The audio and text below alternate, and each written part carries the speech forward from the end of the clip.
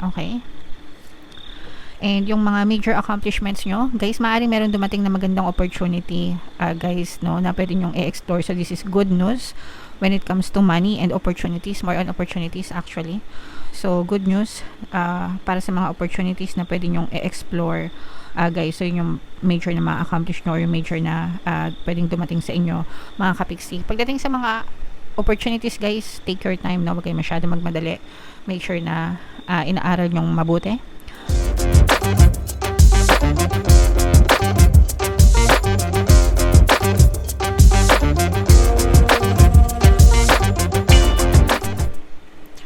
Hello guys, hello Pisces, welcome back to Pinay Pixie Tarot. Ang pamagat ng episode natin for tonight is monthly check-in. Ito isang panibagong serye mga kapixie dito sa ating channel.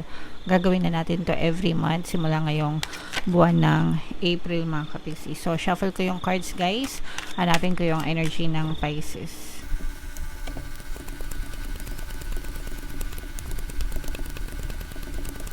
Eto guys, so Pisces, kayo ay na-represent ng Queen of Cups sa ating spread.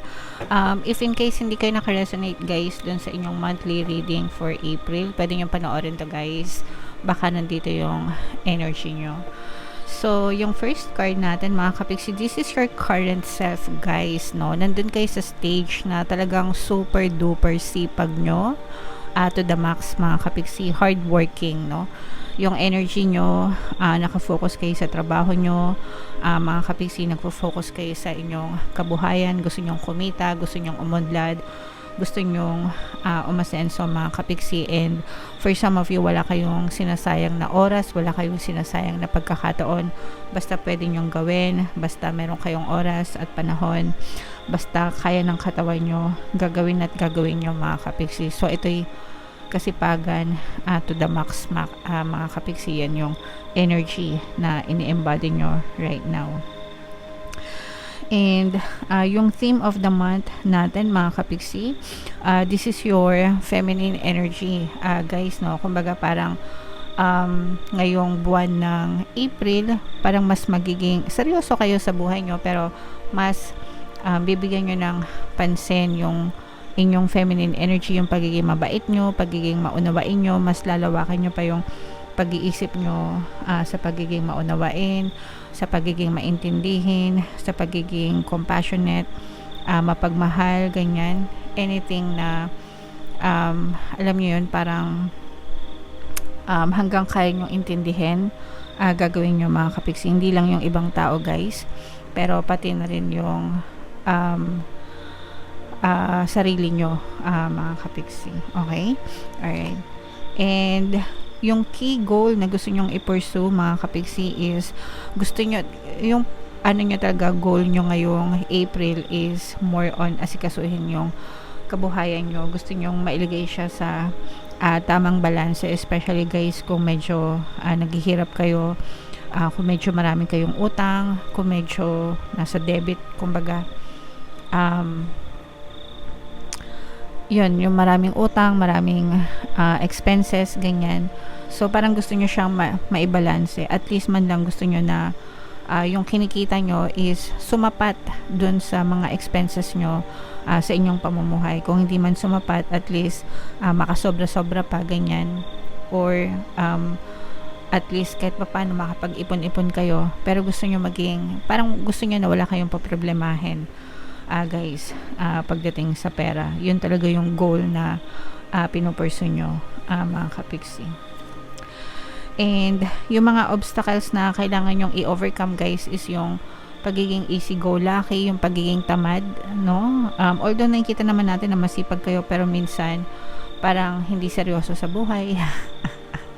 So yun yung mga kailangan nyong i-overcome, yung mga easy-go-lucky na type of energy. Although hindi naman siya magre-resonate sa lahat mga kapiksi, pero if in case na ganun kayo, at saka yung mga mainipin guys, no? Kung masyado kayong mainipin, nag-aantay agad ng resulta or naghahanap agad ng resulta kahit na hindi pa masyadong nag-effort, ganyan. So you have to understand na great things takes time mga kapiksi. Okay? Kailangan yung tiyagain guys. So wag kayong masyadong magmadali, okay? And yung mga major accomplishments nyo, guys, maaaring meron dumating na magandang opportunity, guys, no, na pwede nyong i-explore. So, this is good news when it comes to money and opportunities, more on opportunities actually. So, good news para sa mga opportunities na pwede nyong i-explore, guys. So, yun yung major na ma-accomplish nyo or yung major na pwedeng dumating sa inyo, mga kapiksi. Pagdating sa mga opportunities, guys, take your time, no? Huwag kayo masyado magmadali. Make sure na inaaral nyong mabuti.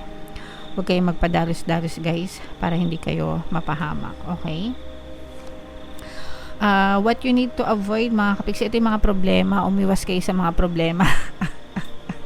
Okay? So, hanggang kaya nating iwasan yung mga problema, guys, iwasan natin yung mga ikakasakit ng ulo natin. Let's say, for example, nag-invest kayo, hindi nyo alam na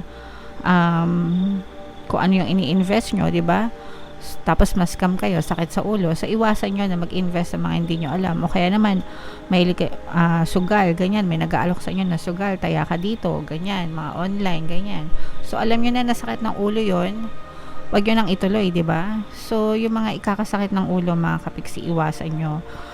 Kontrolin nyo. Yung anything na pwede nyo makontrol, na pwedeng magdala ng problema sa inyo, yung mga masasamang bisyo, ganyan. Alam nyo naman na walang idudulot yan sa buhay, di ba? So, iwasan nyo na habang hindi pa lumalala para iwas sakit ng ulo, mga kapiksi. And what you need to embrace, guys, is yung mga tao na tumutulong sa inyo. I-appreciate nyo sila, mga kapiksi, kasi in the long run, pwede rin sila, tsaka yung support system nyo, yung support system ng pamilya nyo, ganyan. Wag natin silang iti-take for granted. Pahalagahan natin sila habang nandyan sila, guys, kasi hindi nyo alam na pagdating na araw, baka mamaya sila pa yung malaki yung maitulong sa iyo or what. Pero regardless kay matulungan kayo or hindi, family is family. So make sure na inaalagaan natin sila and binibigyan natin ng karampatang oras. Paglaanan natin ng oras, mga kapiksi. Where to find support? This is a negative energy, mga kapiksi, no? Kasi sa kabila ng toxicities, yung iba sa inyo, guys, maaari kayong maka-experience ng toxicities, ng mga stress sa buhay. Pero sa kabila na nun, or during that stage na nai-stress kayo, doon merong dadating na tao na magpaparamdam sa'yo na, hey, I got you, no? Andito lang ako sa'yo. Andito lang ako. Kung kailangan mo ng tulong, just tell me. Tutulungan kita. Okay? So, you will find your support dun sa mga times na down ka. Dun sa mga times na stress ka. Dun sa mga times na akala mo wala ka ng pag-asa. Doon dadating yung totoong tao na willing to help you regardless, mga kapiksi. Okay? And yung advice and encouragement para sa inyo, guys, is don't stop investing in yourself, mga kapiksi. Don't stop exploring. Hindi naman sa wag kang makontento, pero wag kang titigil, wag kang susuko sa sarili mo. Pahalagahan mo yung sarili mo, mag-invest ka sa karunungan, sa mga skills mo, pagalingin mo yung sarili mo. Alam mo yun, naiintindihan mo ba? Ikaw yung pinakamagandang investment na pwede mong gawin or ibigay sa sarili mo. Mag-aral ka, wag tatamad-tamad, magsipag ka. You will get to your desire someday, mga kapiksi. You will get to your destination someday, guys, okay? Pero importante na you take one step at a time and you always show up every day for yourself. Basta meron kang binibigay na oras para sa sarili mo. Kahit yung simpleng pagbabasa lang, no? Napakalaki ng maitutulong nun para sa inyo or sa panahon ngayon, videos na yung uso, 'di ba? Mga video tutorials, guys. Naintindihan ko na masyado kayong preoccupied na mga entertainment, kaka-TikTok, ganyan, mga short form na videos para mag-enjoy, magsaya. Pero minsan, no, kaka-scroll nyo, nauubos na yung 2 oras, 3 oras, di ba? Sa social media. And wala naman tayong against doon dahil tayo ay nasa social media din. Pero sometimes, kailangan yung bigyan ng panahon yung sarili nyo na kailangan ko mag-aral, kailangan ko magbasa, kailangan ko matuto, anong pwede ko matutunan today, di ba? So invest in yourself mga kapiksi, kasi ikaw din yung makakatulong sa sarili mo. Alright? So comment down below guys if feeling nyo naka-resonate kayo dyan. Yan ang inyong monthly gabay for monthly check-in, no, for April. If hindi kayo naka-resonate dun sa isang video natin guys, pwede nyo panoorin to, and comment down below if naka-resonate kayo. So tingnan natin yung additional message guys. Habang sinashuffle ko to, panoorin nyo muna yung video natin regarding sa ating paano mag-manifest ng abundance video course. Kapiksi, sawa ka na ba sa mga struggles at hirap sa buhay mo? Masipag ka ba at masikap sa buhay ngunit hindi ka pa rin umaasenso? Ilang beses ka na bang nag-attempt mag-negosyo at mag-invest pero palagi ka pa rin nalulugi? Sa pagkakataon na ito ay maaaring may subconscious beliefs ka na nagiging balakid sa iyong pag-unlad at pagyaman. Introducing, paano mag-manifest ng abundance video course. Dito ay matututunan mong ma-overcome ang mga balakid mo para tuluyan ka ng umunlad, umasenso, sumagana, maging matagumpay, successful at maswerte sa iyong kabuhayan, pera, trabaho, negosyo, salapi at kaperahan ng bonggang-bongga. Dali, mag-send na ng email sa pinoypixie@gmail.com at simulan na ang iyong pagyaman ngayon. Alright, so sa lahat ng gusto mag-avail ng course guys, naka-flash sa screen nyo. Una, meron tayong paano mag-manifest ng abundance video course. Pangalawa, meron din tayong paano mawala ang third party at magkaroon ng harmonious na relationship. And meron din tayong paano pabalikin si ex, revise breakup. So sa mga interesado guys, mag-send lang kayo ng email sa pinoypixie@gmail.com. So ito yung additional message para sa inyo guys. We have Lemuria, creating heaven on earth. It's happening. Napakaganda nito guys. Ibig sabihin nito, hindi na natin kailangang mategi, no? Para mapunta sa heaven and maranasan yung kaligayahan. Diba sabi nila, kapag nawawala na tayo sa mundo, napupunta tayo sa heaven, diba? White space yon mga kapiksi. And yung heaven, doon na yung puro kaligayahan, kantahan, kasaganaan, kasiyahan, puro yun lang yung mararanasan natin. So, pwede din naman natin maranasan yun kahit nandito tayo sa earth or dito sa dark space, mga kapiksi. And we can create our own heaven, no? Ibig sabihin, live with happiness. Happiness is a choice, guys.